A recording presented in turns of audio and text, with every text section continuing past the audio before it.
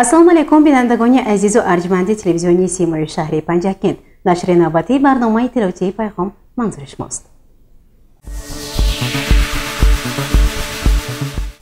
дар ҷараёни сафари навбатии корӣ ба ҷамоати деҳотӣ Фароб, раиси шаҳри Панҷакент Абдухолиқ Холиқзода бо соҳаҳои кишоварзӣ, буғдорӣ, истифодаи мақсадноки кони мармари тиллогул, мавзеъҳои тарихию табиӣ, дидбонгоҳи сарҳадӣ шинос гардида бо сокинони ин ҷамоати деҳот мулоқот доир намуд.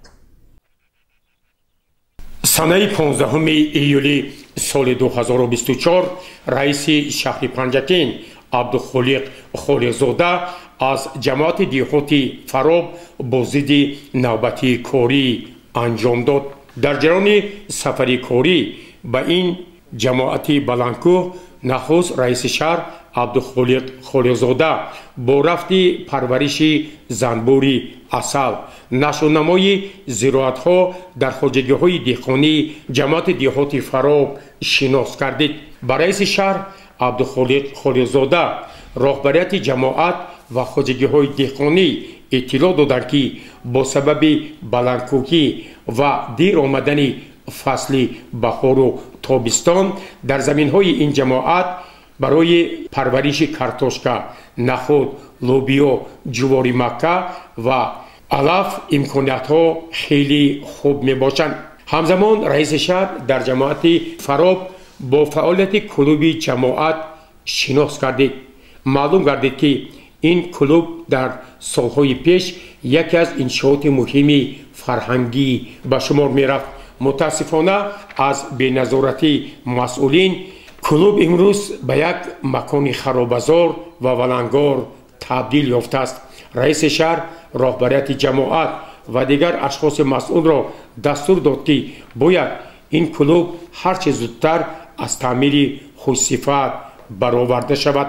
дар ҷараёни сафари корӣ ба ҷамоати деҳоти Фароб раиси шаҳр аз мавзеъҳои таърихии санги ҷуммон ва як мавзеи таърихие, ки аз тарафи бостоншиносон ёдгориҳои қадима дарёфт шудааст, шинос гардид ва дастур дод, ки мо бояд чунин мавзеъҳои таърихӣ ва табииро ҳифз намоем, онро барои сайёҳони дохилию хориҷӣ муаррифӣ созем.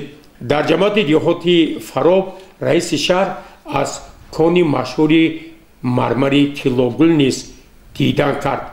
ӯ ба роҳбарони масъул дастур дод, ки бояд имкониятҳои кони мармари тиллогул хеле хуб ва самаранок истифода шавад, зеро имрӯз дар шаҳру деҳоти Панҷакент ва саросари кишвари азизамон садҳо иншоот бунёд мешаванд, ки ин иншоот ба мармари хушсифати Панҷакент ниёз доранд. раиси шаҳр Абдухолиқ Холиқзода дар ҷараёни сафари корӣ ба ҷамоати деҳоти Фароб собиқадори соҳаи хидмати давлатӣ Маъюб Амон Умаров, собиқадори маориф Бобураҳмон Имомовро аёдат намуда ба онҳо тӯҳфаҳо тақдим кард ва изҳор дошт, ки мақомоти иҷроияи маҳаллии ҳокимияти давлатии шаҳри Панҷакент дар асоси дастури супоришҳои пешвои миллат президенти ҷумҳурии Тоҷикистон муҳтарам Эмомалӣ Раҳмон, раиси вилояти Соғд муҳтарам Раҷаббой Аҳмадзода, собиқадорон, маъюбон ва ниёзмандонро ҳамеша таҳти ҳамкорӣ қарор додааст. дар ҷамоати деҳоти Фароб раиси шаҳр аз манзили сарбози шаҳид Ҳасанов Ҳафиз дидан намуда ба волидони ин сарбоз тӯҳфаҳо тақдим кард ва изҳор дошт, ки номи чунин сарбозони ватан ҳеҷ гоҳ аз ёдҳо намераванд. мавриди зикр аст, ки раиси шаҳр аз боғе, ки бо иқдоми генерал Худойқул Ҳамроқулов дар ҷамоати деҳоти Фароб бунёд шудааст, дидан кард. аз нашъунамои дарахтон ва ҳосили фаровони он бо як хушнудӣ сухан гуфт. ин ҷо با اقدام گنرال خدایقل همراقلوف و متخصصان این باغ یک گرمخانه زمانوی بنیاد شده است که در گرمخانه مذکور از طرف متخصصان باغ گنرال خدایقل همراقلوف اساساً پرورش لیمو، خرما و انار برای مانده شده است که من بعد آن برای تامین بازار استعمالی شهر دیهات پنجکین اهمیتی کلان دارد. در جریان سفر کاری رئیس شهر عبدالخالق خالقزاده با دیدبانگاه سرحدی فراب نیز تشریف آورد. با هیئت افسران و مرزبانان یک صحبت خیلی آشکارا انجام داد. او از آنها دعوت به عمل آورد که در اساس دستور سپارش‌های اساسگذاری صلح و وحدت ملی پیشوای ملت پرزیدنت جمهوری تاجیکستان محترم امامعلی رحمان ما باید سرحد دولتی را زیرکانه حفظ نماییم. برای وطن عزیزمان همیشه آماده باشیم، زیرا امروز حفظ سرحد این حفظ دولت صاحب استقلالی تاجیکستان می باشد. در دیدبانگاه سرحدی فراب رئیس شهر عبدالخالق خالقزاده با شرایط‌های معیشی هیئت افسران و مرزبانان شناس گردید. با تامین مواد خوراکه و دیگر نیازمندی‌ها توجه ظاهر کرد و اظهار داشت که در سمت تامین دیدبانگاه‌های سرحدی از طرف مقامات اجرایی محلی حاکمیت دولتی شهر پنجکین پیوسته کمک‌های عملی رسانیده می شود. سپس ملاقات رئیس شهر پنجکین با ساکنان جماعت دیهاتی فراب برگزار گردید. در آغاز رئیس جماعت دیهاتی فراب پیرامون فعالیت جماعت در نیم ساله اول سال 2024 گزارشی مفصل داد. رئیس شهر با یک قطار سوال و درخواست‌های ساکنان جماعت جواب‌های مشخص داده، همزمان هیئت همراهانشان را که راهبران واحدهای ساختاری بودند وظیفه‌دار کردند که وابسته به سوال و درخواست‌های ساکنان جماعت دیهات که اساساً با تعمیر و آبادانی راه‌ها، زمین و دیگر تامین آب‌های پالیزی و نوشاکی مربوط بود تدبیرهای مشخص اندیشند. در خاتمه سفر کاری رئیس شهر با جماعت دیهاتی فراب با اشتراک معاون رئیس شهری پنجکین مراد شکرزاده در اساس دستور سپارش‌های پیشوای معظم ملت پرزیدنت جمهوری تاجیکستان و مقامات حاکمیت دولتی ولایت سوخت و شهر پنجکین به 50 نفر اویله‌های کم‌بضاعت کمک‌های مادی از جمله آرد و روغن سپاریده شد که از این اقدام بشردوستانه ساکنان جماعت دیهاتی فراب با عرض سپاس سخن گفتند. همینطور سفر نوبتی کاری رئیس شهر عبدالخالق خالقزاده در جماعت دیهاتی فراب با نتیجه های ثمره بخش به پایان برسید.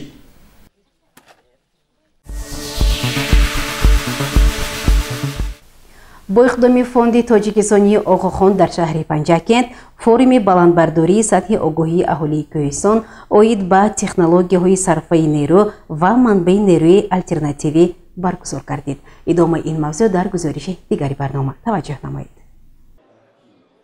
ҷаҳониён бори дигар изҳор намуданд ки ташаббусҳои асосгузори сулҳу ваҳдати миллӣ пешои миллат президенти ҷумҳурии тоҷикистон муҳтарам эмомалӣ раҳмон барои ҳифзи манбаъҳои об дар сайёра, рушди иқтисоди сабз дар заминаи манбаъҳои барқароршавандаи нерӯ дар ҷомеаи ҷаҳонӣ ҳамовозӣ ва дастгирӣ ёфта ва имрӯз кишвари мо дар ташаккули он дар заминаи истеҳсоли нерӯи барқи обӣ, пешгирии паҳншавии газҳои гулхонаӣ ки боиси тағйири иқлим дар сайёра мегардад дар сафи пеш қарор дорад. ин масъалаҳо дар форуми фонди тоҷикистонӣ оғохон таҳти унвони баландбардорӣ сатҳи огоҳии аҳолии Кӯҳистон оид ба технологияҳои сарфаи нерӯ ва манбаи نیروی الтернативی روانه شده است در شهر پنجکین برگزار گردید. در فورم تاکید شد که واقعا امروز تاجیکستان پیشاهنگ این اقدام‌های بزرگ می باشد. در فورم رئیس شهر پنجکین عبدالخالق خالقزاده و منیجر دفتر منطقوی برنامه جانبداری انکشاف اجتماعی مناطق کوهستان میرزا میرزایف به سخن برآمده مقصد و مرام قرار حکومت جمهوری تاجیکستان درباره استراتژی رشد اقتصادی سبز در جمهوری تاجیکستان که برای سالهای 2023 2037 قبول گردیده است مورد تحلیل و بررسی قرار داده. این قرار را واقعا در تطبیق زیرلایه‌های اداره‌کنی همگرایی‌های ذخیره‌های طبیعی برای رشد عادلانه و استوار در وادی زرافشان که تا سال 2027 در شهر پنجکین ناحیه‌های عینی و کوهستان مسجا تطبیق می‌شوند و همزمان با بلند برداشتن سطح آگاهی اهالی آید به تکنولوژی‌های صرفه نیرو و استفاده منبع‌های نیروی الтернативی روانه شده است. تاکید کردند و اظهار داشتند که از طرف برنامه جانبداری انکشاف اجتماعی مناطق کوهستانی فوند تاجیکستان آقاخان در زمینه لایحه اداره‌کنی همگرایی‌های ذخیره‌های طبیعی برای رشد عادلانه و استوار در وادی زرافشان در همکاری با مقامات اجرایی محلی حاکمیت دولتی شهر پنجکین با اشتراک بهره برندگان و همکاران لایحه اهمیت بسا مهم دارد. نمایندگان فوند تاجیکستانی آقاخان و مقامات اجرایی محلی حاکمیت دولتی شهر پنجکین برای فراهم آوردن شرایط‌های مساعد در تطبیق این لایحه عرض سپاس نمودند. مورد ذکر است که در حاشیه فورم مذکور نمونه تجهیزات غیرمعمولی نیرو که از طرف اختراعکاران پیشنهاد شده است استفاده می شوند و همزمان امکانات‌های بانک‌های تجارتی برای همکاری مالیوی در این جاده معرفی کرده شد.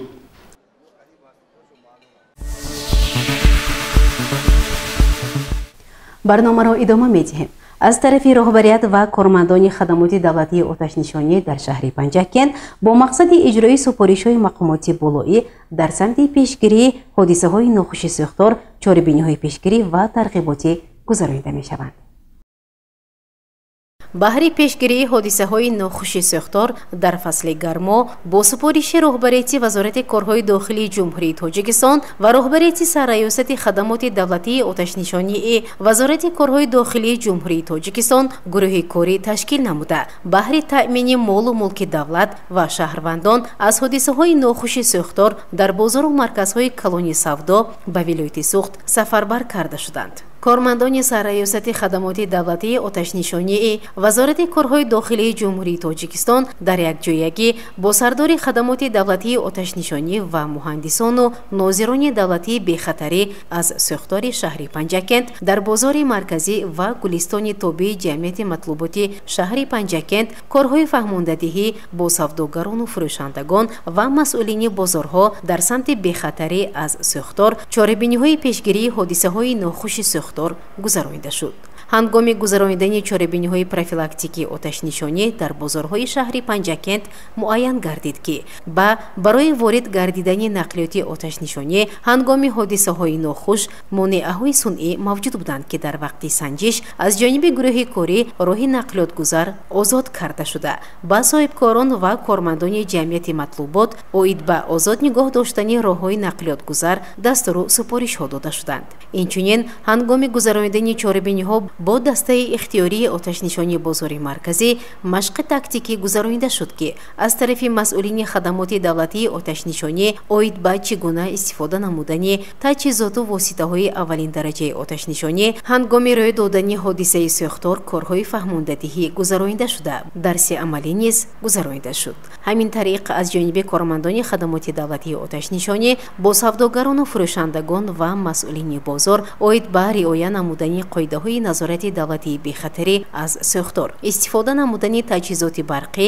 ва банд накардани роҳҳои нақлиётгузари дохили бозор суҳбатҳои муфид гузаронида шуд. Инчунин савдогароне ки болои дӯконҳои худро бо ҳар гуна матоъҳо пӯшонида буданд, ҳамзамон дар назди дӯконҳои худ ҳар гуна чизҳо барои гузоштани молҳои ба фурӯш баровардаашон канда бартараф карда шуданд. дар рафти гузаронидани корҳои санҷишию профилактикӣ ба ҳайати коргарони муассисаҳои мазкур дастуру маслиҳатҳои дахлдор оид ба риоя намудани қоидаҳои назорати давлатии бехатарӣ аз сӯхтор, истифода бурдани таҷҳизоту олотҳои аввалин дараҷаи зидди сӯхтор, амал кардан ҳангоми рух додани ҳодисаи нохуши сӯхтор ва сарфакорона истифода намудани нерӯи қувваи барқ дастуру маслиҳатҳои муфид дода шуд. дар рафти гузаронидани корҳои санҷишию профилактикӣ ба роҳбарон ва шахсони масъул таъкид карда шуд ки ба озод нигоҳ доштани роҳҳои ҳаракати нақлиёт, дар ҳолати озод нигоҳ доштани роҳҳои тахлиявӣ, таъминоти пурраи воситаҳои аввалин дараҷаи оташнишонӣ, дар ҳолати коршоямӣ нигоҳ доштани воситаҳои автоматикӣ аз сӯхтор воқифкунанда ва дигар масъалаҳои муҳими зидди сӯхторӣ диққати ҷиддӣ зоҳир намоянд. зеро пешгирии сӯхтор аз хомӯш намудани он осонтар буда, риояи ҳатмии қоидаҳои бехатарӣ аз сӯхтор ин кафолати бехатарии ҳаёту саломатӣ ва эмин нигоҳ доштани молу мулк аз сӯхтор ба ҳисоб меравад.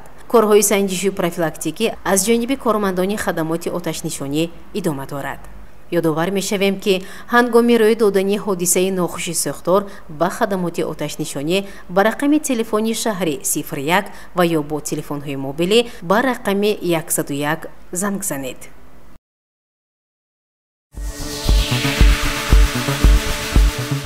дар хоҷагиҳои деҳқонии деҳаи дашти қозӣ ба соҳаи боғдорӣ таваҷҷӯҳи бештар менамояд. мутаваҷҷеҳ бошед ба гузориши ҳамкори мо Муҳаммадиев Ғайбулло. таи чанд соли охир дар хоҷагии деҳқонии ҷамоли гулбои деҳаи дашти қозӣ зиёда аз 60 гектар боғи нав бунёд шуда, қисмате аз боғзор нашъунамои хуб дорад. саҳмдори хоҷагӣ Абдурақиб Набиев ки 1.5 гектар заминро боғ бунёд намудааст, мегӯяд ки сол аз сол нашъунамои ниҳолҳо беҳгардида истодааст. лекин мутаассифона дар қисмати дигари боғ бошад, мушоҳидаҳои мо нишон медиҳад ки боғзор аз танқисии оби полезӣ ҳолати табоҳе дошта, дарахтонро хушкшавӣ таҳдид менамояд. сабабро саҳмдорон аз беаҳамиятии кормандони идораи беҳдошти замин ва обёрӣ дар шаҳри Панҷакен медонанд. ҳолати мазкурро сарвари хоҷагӣ Исомиддин Муҳаммадиев тасдиқ намуда афзуд ки агар вазъи обрасонӣ беҳтар нагардад, то охири тирамоҳ аксарияти ниҳолҳо хушк хоҳанд шуд. من این باغ 3 سال شد، زیاده از 100 گکتار زمین، من آبیاری همه چیز نقد نشد، آب تنقیصی آب هست و به هر صورت هم ما حرکت کردیم نیالا خوش نشود کمی دوزارتنی نقد. دلیل به این گفته‌ها سروری فرمای چاروداری مسرور سوریف در صحبتی بدون میکروفون قید کرد که فرما دارای 50 سر حیوان کلان شاخدار بوده، در توازن فرما 2 گکتار خوراک چاروا کشت کرده شده. بعد تنقیصی آبی پولزی دچار هست. اگر وضع چنین باشد، تامین خوراک چاروا در فصل سرما زیر سوال میماند. از این رو کارمندان اداره بهداشت زمین و آبیاری را ضرور است رابطه با این موضوع چاره‌های ضروری اندیشند.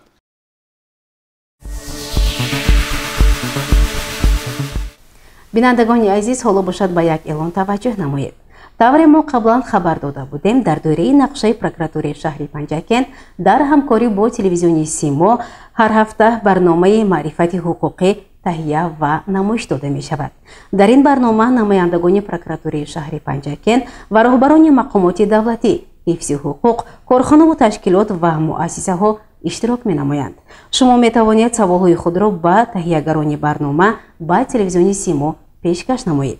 телефонҳо барои тамос 92 945 1015 ва 92 756 2091. такрор мекунам 92 945 1015 ва 92 756 2091. бинандагони гиромӣ, дар ҳамҷо барномаи иттилоотии пайғом ба поён мерасад. барои ҳар яке шумо саломатиро хоҳонем. хайр, шоду пирӯз бошед.